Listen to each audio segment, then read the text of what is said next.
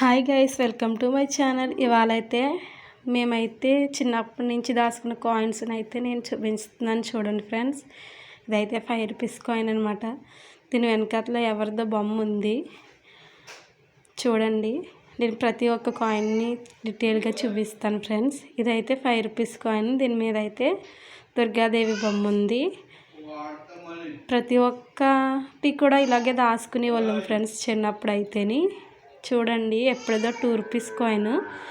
ఇది 1947లో 1 rupee coin friends.